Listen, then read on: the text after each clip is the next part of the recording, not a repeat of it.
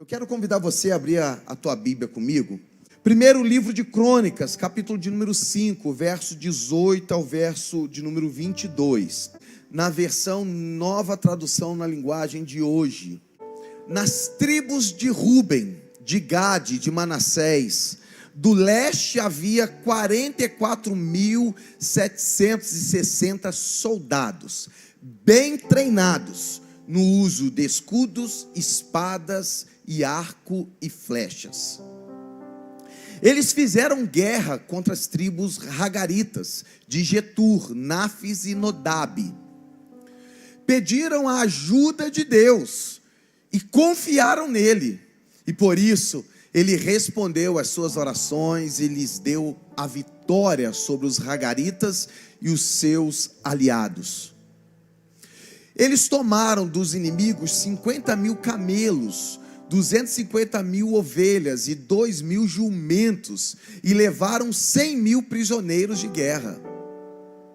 Mataram muitos inimigos, porque a guerra era da vontade de Deus, e ficaram morando naquela região até a época em que o povo foi levado como prisioneiro para fora da sua terra. Pai, fale conosco, aplica a tua palavra à nossa mente e coração.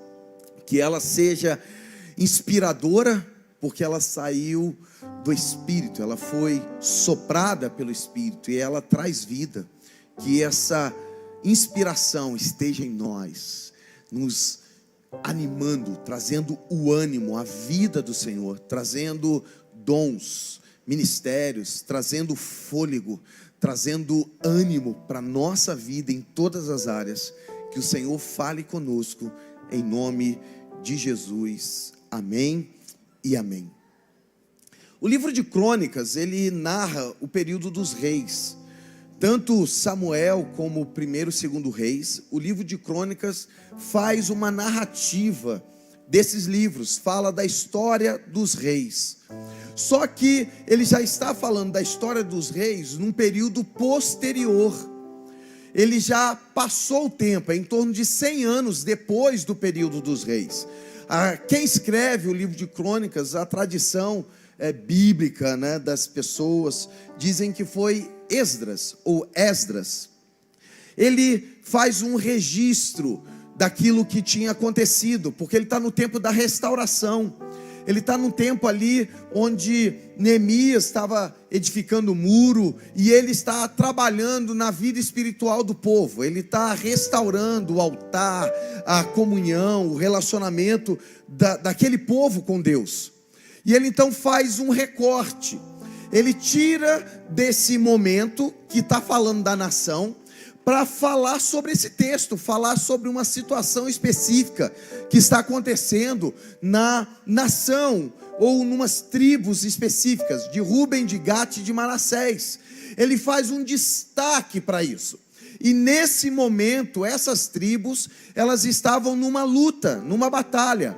E no meio dessa batalha, houve um mover de Deus sobrenatural para que eles vencessem essa batalha. E que para que eles pudessem se firmarem naquela terra. E a partir disso, nós vemos algumas ações, tanto do povo, quanto de Deus, em relação à situação que eles estão vivendo. E é a partir dessas ações, tanto do povo, quanto das ações divinas, que eu quero pensar com você, e aplicar isso ao nosso coração. Quando eles vencem aquela batalha, aquela guerra, eles seguiram alguns princípios. E se eles venceram seguindo esses princípios, o registro bíblico das ações é justamente para que a gente possa ver, sermos inspirados e seguirmos esses mesmos princípios. Porque se eles venceram, se nós seguirmos a palavra de Deus e a orientação, a Bíblia vai mostrando que seguir essas orientações também vai nos conduzir a vitórias, a conquistas. E é justamente isso. O que foi que eles fizeram para vencer aquela batalha?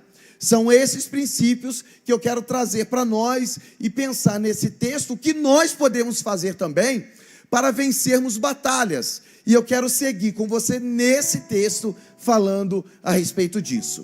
tá bom? O primeiro ponto é justamente no verso 18, que diz que eram homens preparados, homens que estavam preparados para batalha. Na versão, a mensagem de Eugene Peterson, ele diz que eles estavam preparados fisicamente e eram capazes. Olha que interessante, eles tinham uma capacidade física, eles estavam se preparando fisicamente para aquela guerra, mas eles tinham também capacidade. E o primeiro ponto fala justamente sobre isso, que nós precisamos estar preparados. Tem coisas que a gente pode fazer de qualquer maneira, entre aspas, mas para algumas batalhas a gente precisa estar preparado. A gente precisa se capacitar, nos capacitarmos, treinarmos. Eu sei que existem dons que são extraordinários e que chegam sobre a nossa vida, mas ainda que você tenha um dom, você tem que se capacitar. Nós falamos terça-feira sobre Timóteo, a carta de Paulo a Timóteo, onde Paulo estava pedindo que Timóteo levasse os livros e os pergaminhos. Ou seja, Paulo teve uma revelação do Senhor. Depois a gente vai ler esse texto. 1 Coríntios capítulo 11 diz que ele recebeu do Senhor o que ele também entregou. Ele recebe uma revelação da ceia. Ele recebe uma revelação, mas por ter recebido uma revelação, ele não se omitia em se preparar e ler as Escrituras. Ele estava ainda se preparando. Às vezes a gente quer conquistar coisas e a gente não se prepara para aquilo. Tem vezes que nós queremos alcançar algumas coisas e a gente não se prepara para alcançar e se manter lá. Hoje o mercado é competitivo. Hoje o mercado está crescendo e nós temos várias coisas, e quem não está se adaptando, ele vai perder o lugar. A não ser que você seja, entre aspas, não querendo denigrir a imagem do funcionário público, mas às vezes a gente senta numa cadeira do funcionalismo público e a gente fica estagnado. E até lá há também competitividade. Até lá você pode crescer. Por isso que a gente precisa crescer em todas as áreas. No teu relacionamento com a tua família, você pode e deve crescer. No relacionamento com os teus filhos, você tem que aprender a conversar coisas diferentes. Meu filho hoje, ele já não gosta mais das brincadeiras que eu fazia quando ele era criança. Claro, exatamente. E eu tenho que adaptar a minha linguagem e a conversa com ele. Tem coisas que ele não curte mais, e eu preciso mudar. E até mesmo as gírias que a gente tinha no meu tempo, né, para ele dizer assim, eu não sei nem o que significa isso. Para ele não tem sentido. Então no nosso relacionamento a gente tem que melhorar. No nosso relacionamento familiar a gente tem que melhorar. Na tua empresa você tem que melhorar. Nos teus relacionamentos. Estar preparado. O texto diz que eles eram bem treinados. Deus garante vitória, mas Ele também espera que você se prepare para essa batalha. Às vezes a gente tem na mente que estar preparado é contraditório a depender da fé. Que ao estarmos preparados, nós estamos negando uma ação de Deus. Não, de forma alguma. Estar preparado é uma responsabilidade do Filho de Deus. Estar preparado é a tua responsabilidade dentro do teu trabalho, dentro daquilo que você está fazendo. Você fazer o que o teu trabalho espera é na realidade o mínimo que você pode fazer. Porque é uma responsabilidade nossa, não apenas como profissional, mas como filho de Deus, estarmos preparados e fazermos o nosso melhor. Eu já citei isso aqui. Tem coisas que alguém fala, não, fulano não vai ver. Mas e você? Sabendo que você pode fazer o melhor e não fez? Esse é o princípio. Esteja preparado, confie em Deus em todo tempo, faça o melhor, mas permaneça preparado. Às vezes a gente tem algumas dificuldades, porque a gente não se prepara agora, que a gente acha que depois vai dar tempo. Aí a gente deixa para depois. Eu não vou fazer, me preparar agora, eu posso me preparar depois. Pode ser que as coisas nunca mudem. O comércio não vai mudar, vai continuar a mesma coisa. As coisas não mudarão. o tipo de venda que eu faço vão sempre depender de mim. E a gente vai vendo o mundo mudando, as questões se transformando. Hoje você tem um computador na palma da tua mão. Hoje você tem coisas que você faz em casa que você não precisa sair mais. As compras estão online, é o e-commerce, né? O comércio aí digital, tantas coisas. E você precisa entender então que você precisa se preparar hoje. Eu sei que é um desafio, mas você precisa preparar-se hoje.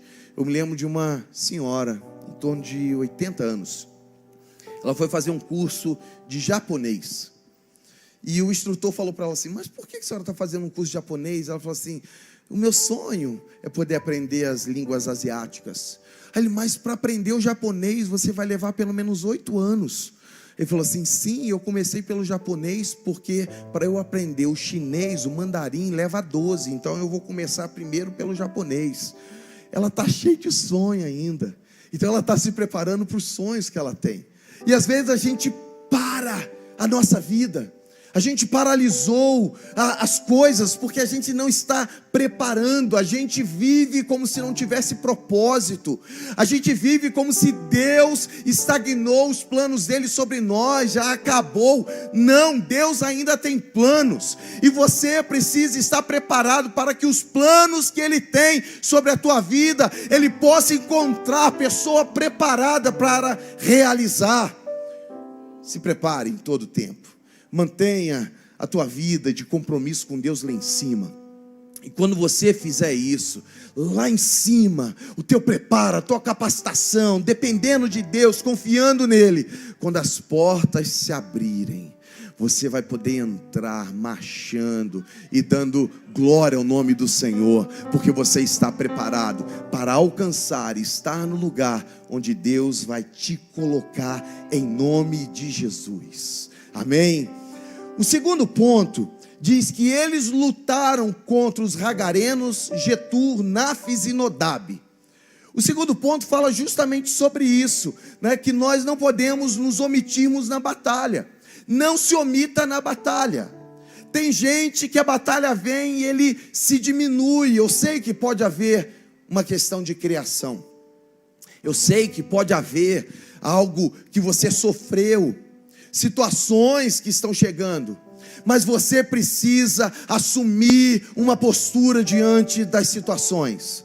Eu sei que muitas dores podem chegar no nosso coração, há situações que a gente não controla, há perdas que nós não conseguimos imaginar na vida das pessoas, mas a maneira que a gente se coloca diante daquilo, até a vitória na realidade vem dessa condição que você se coloca.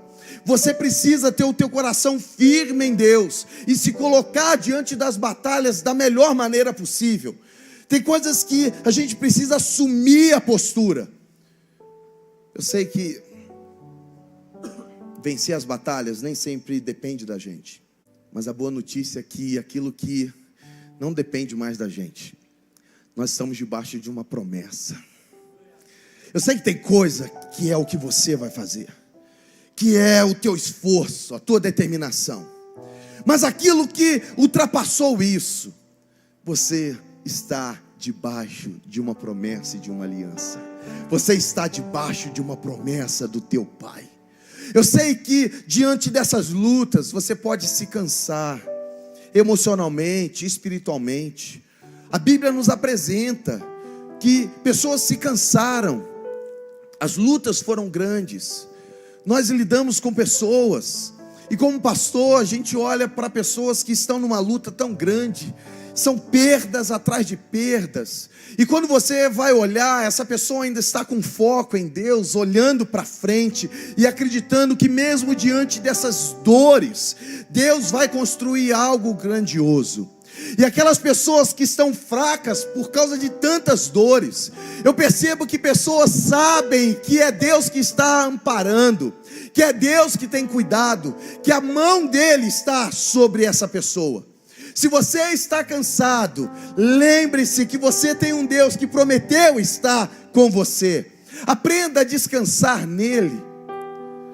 aprenda a descansar nele. Não é apenas um período de férias, onde você vai para a praia, você sentar na frente do mar. Há momentos que não é apenas deixar de fazer algo, mas é se unir àquele que traz descanso à tua alma. Tem um momento que os apóstolos, os discípulos, tinham sido enviados e eles estavam cansados, sobrecarregados de tantas coisas que eles fizeram. Milagres aconteceram e a multidão os apertava. Eu não sei se no momento de ansiedade tua você entende o que é a multidão estar em cima de você.